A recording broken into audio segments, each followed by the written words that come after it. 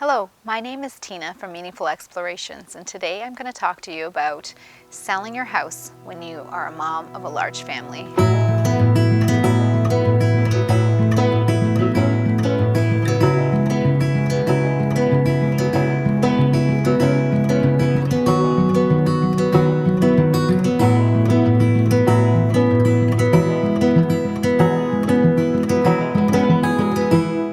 So for those of you who've already subscribed and following along, my name is Tina and I'm a mom of 8 children, and we are a homeschool family and we live in Alberta, Canada.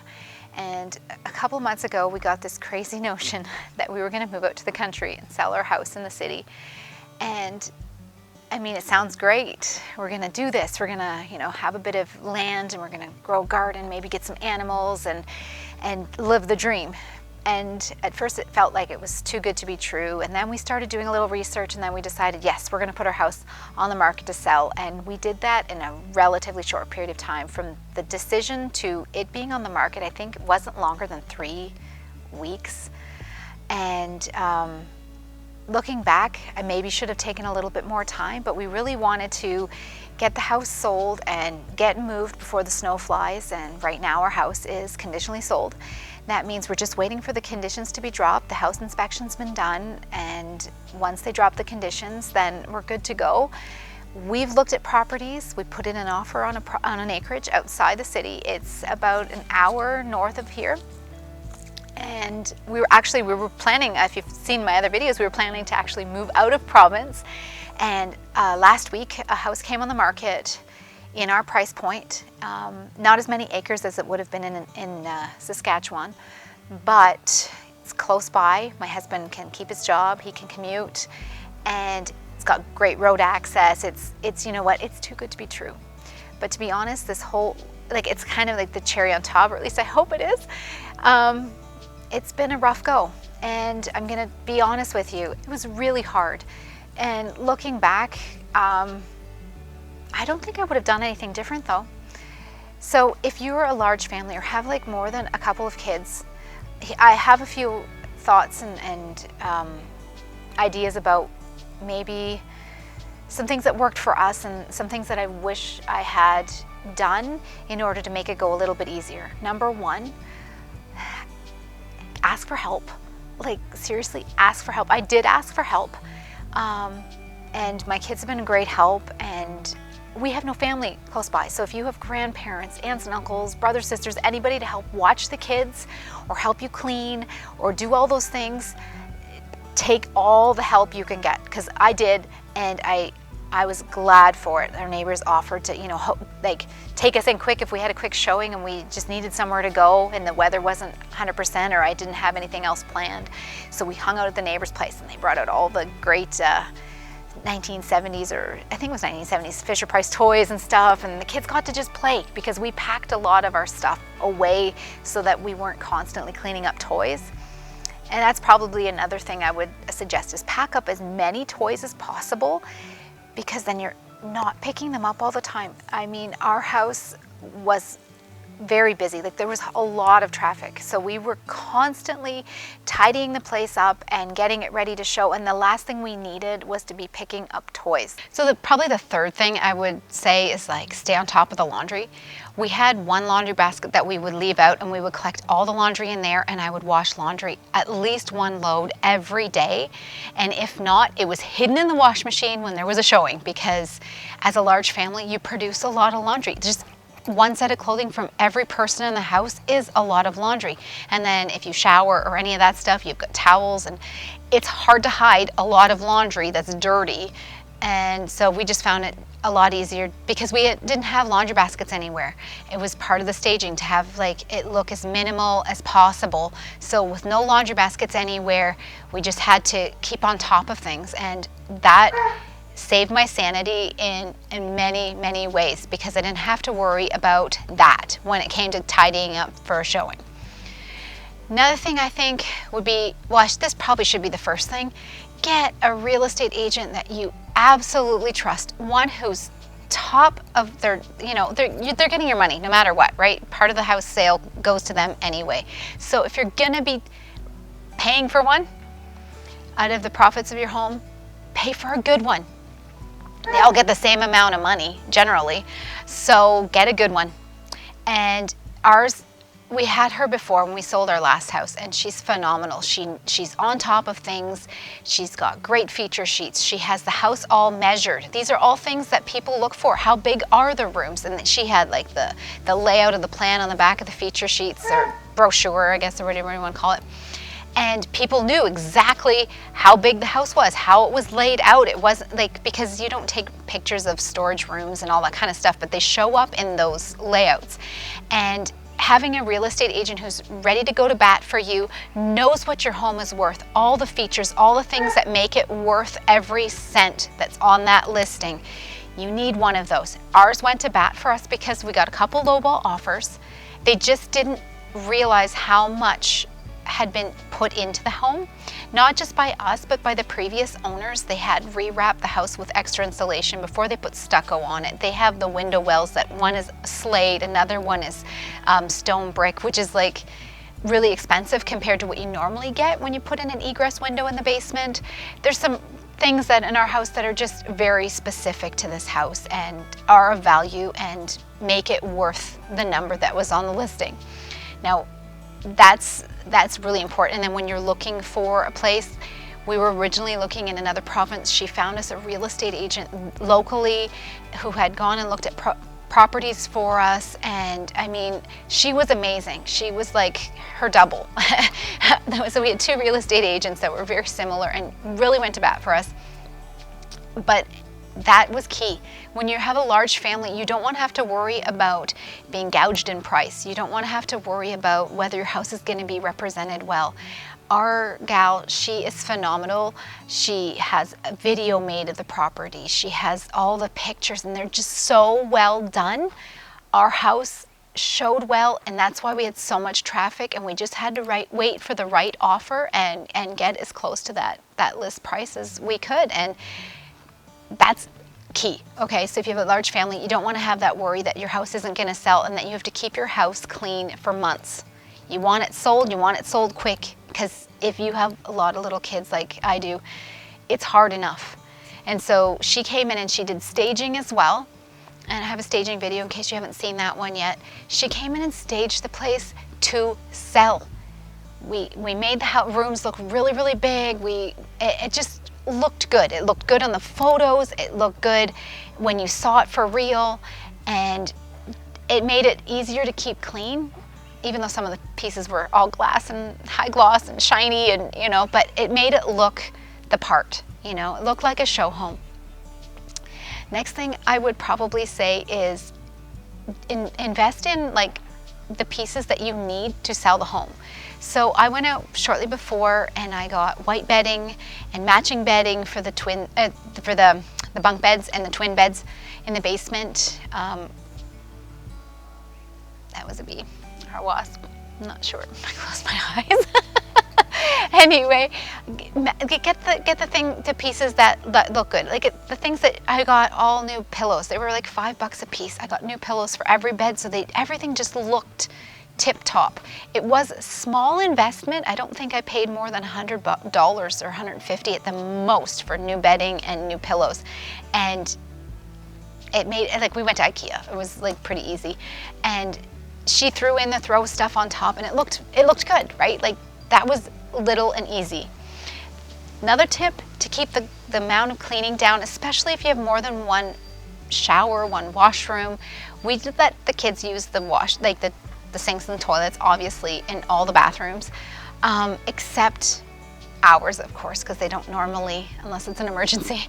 And then we only had one tub and shower to use. So everybody used the same tub and shower, and it made it so that the other showers were clean. I didn't have to clean those. It made it so much easier. I know it sounds kind of like odd or mean or whatever, but I'm only one person and it's enough to clean and all that. And then plus we packed snacks and all that stuff.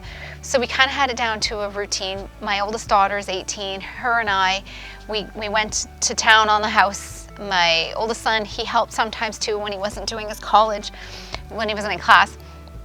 And then and then the 15-year-old took the other kids to the playground. So like I said, get whatever help you can get it.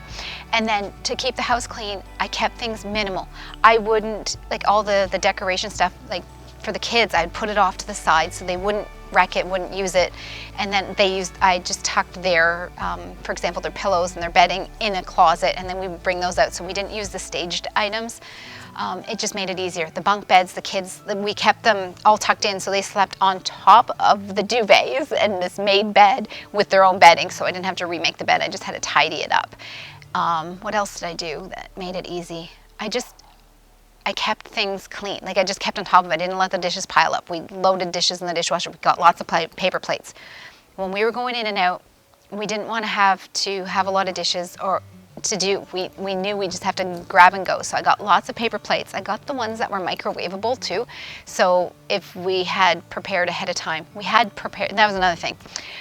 If you can, do freezer meals, like when you're having a baby, have some meals in the freezer ready to go, and easy meals, so that even if you have a showing at 5 or 6 o'clock at night, you might have to do dinner early or late, it's just easy. Just pop it in the oven or pop it in the microwave, whatever it is, and keep on top of the meals. And freezer meals were really, really great because of our allergies and stuff.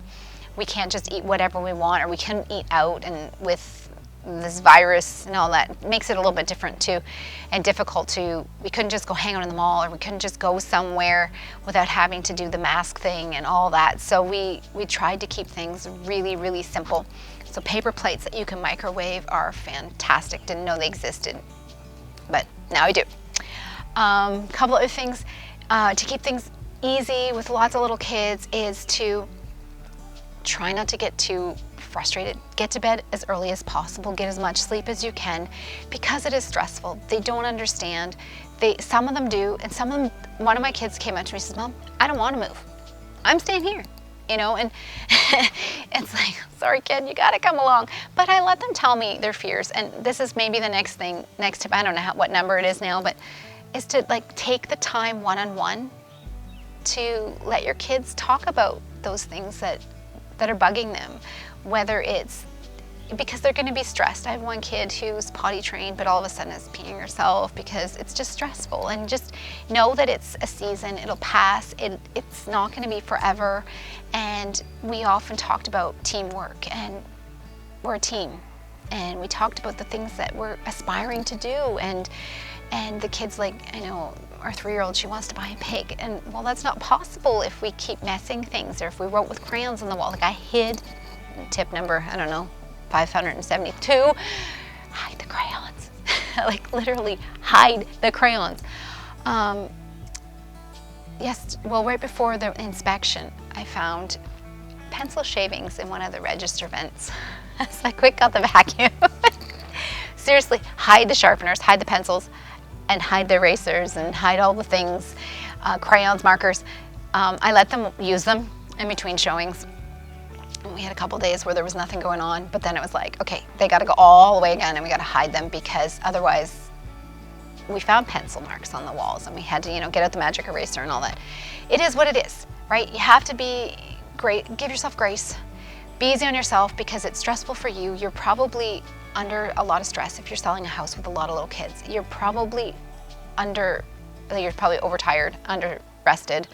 And just give yourself grace. Like, nobody's perfect, and things go wrong, and things don't go maybe as quickly or as easily, but I know that the relationships are number one for me, and I would try to, like when I did lose my temper, and I'm not perfect. We all lose our temper, and we all get frustrated. We all break down and cry. We all, have our ways of dealing with things. Just know that it's not forever, and it'll be okay. And there were several times where if I didn't tell myself, somebody else, I went, I was talking to people, and people say, it's gonna be okay. And I'm like, yeah, I know. So if you're in this situation where you're trying to sell a house with a bunch of kids, give yourself grace. Be gentle on yourself. Do your nails.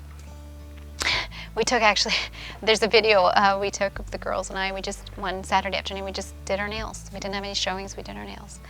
And you just have to take care of yourself and do the best you can do. And I mean, I'm not super mom. I know people say, oh, how do you do it? You got all these kids, and I couldn't do it. And you know what? It's grace. I can't do it either.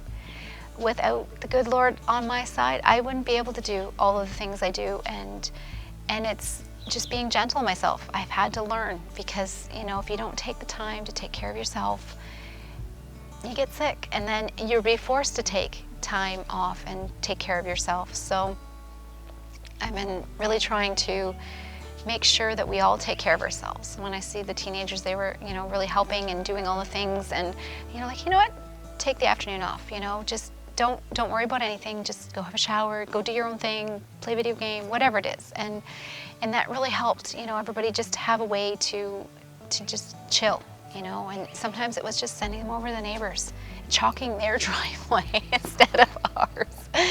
It really helps. So if you're in the situation where you're moving and you've got a large family, just take it easy, you know. Breathe once in a while, and just know that what you're doing it for. And now that we've got an offer on a property, it's more than I ever could have dreamed. It's not a lot, but it's going to be our little piece of land here on the prairies, and I can't wait to see what we're going to do with it. We've got big plans, and first off, we just got to get there. And so we've got a couple more weeks. We're just waiting for those conditions to be dropped, and then we're going to get those hopefully all the staging stuff can go. and then we can just start packing up, and we're just looking at how we're going to move things, and we're really excited, and we really hope that you know, join us and watch what we're going to do, because we're going to be doing some crazy stuff. Like, well, not that crazy, but crazy if you're talking homesteading and you've never homesteaded before. We're going to be doing we're hoping to get some chickens and some ducks and maybe some alpacas. It's my dream. So we'll see.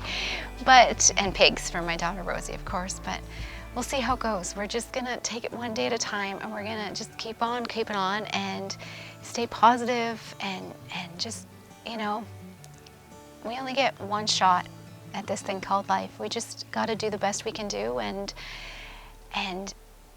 enjoy, and stop like a kid will stop and look at things and smell the roses, and just get out there and just live and breathe and be, and spend lots of time with your kids, and just build those relationships, build the foundations for lifelong learning. It's going to happen, because they're going to see what you're doing. They're going to want to do it too, and you'll be amazed, and you'll have good laughs, and you'll have good memories. And something that I'd always dreamed of as a kid is just having this family life, because it's not what I had. And I'm thrilled to have daughters and have sons, and to do lots of just simple things. We're trying to live a simple life, and just be and stay positive. When the world's gone crazy, we're just trying to be really, really positive. And so if you're having a hard day, just, you know that it's just a day. Tomorrow's a fresh new day, no mistakes in it. Isn't that what Anna Green Gables said? So I hope you enjoyed this video, and hopefully if you have what is that? I'm sorry, I'm being distracted. Oh, those are nuthatches, honey. Anyway, distracted by birds. We love birdies. I think in every outdoor video I'm distracted by birds, so don't be surprised. We're going to have lots of outdoor birdies, hopefully, and they'll be distracting and lovely and fun, and who knows, we'll be doing all the things. And just know where I was going with that was just know that, you know, you've got this. You can do this. If I can do this, and I'm from simple beginnings, and just a simple person who just puts in the hard work and has a dream, and I just put one foot in front of the other, and if I fall down, I get back up and just keep on going. And you can do that too, and you can have a wonderful life, even when it is hard, even when it is crazy, even when it looks like there's no hope. You've got this. You can do this. And something I have to tell myself, and I tell my kids, and we're gonna, you know, keep on keeping on. I know this kind of got rambly and long and whatnot. yeah, it's been a rough couple of weeks, and I'm not perfect, and I've said things I wish I hadn't said and done things I wish I hadn't done, but overall, I think we're doing this thing. We're doing this thing and we're living the dream, and it's not, about the money. It's not about all the fame and fortune. It's just about living simply the way I feel like maybe we're meant to do. Just grow your own food and your own meat. I'm excited to grow my own meat and just learn along with the kids and build those relationships and make those memories, because we've only got one life here on earth, and let's make the best of it. So before I keep going, be sure to subscribe and hit the like button and leave a comment. I'd love to hear your best tips for moving. If you've got some ideas that maybe I could have used and hopefully never have to use again. Like, I swear I never want to do this again. But and when we're doing the moving and stuff, I'll maybe do some of the things I'm doing to keep on top of moving and with the moving boxes and packing, because I think this is my 13th move. I think since I've been married, and one of those was overseas, so it's one of them there and one of them back. So no, maybe it's been more than that, but anyway, I'm pretty good at moving. It's embarrassing. So stick around and be sure to check out those other videos where I've been, showing the house off and showing what we've been doing to get it ready and all those things, and some of the field trips we're doing, and be sure to join us when we show you, when we get the keys of our new little, I don't know, probably funny farm. See you next time.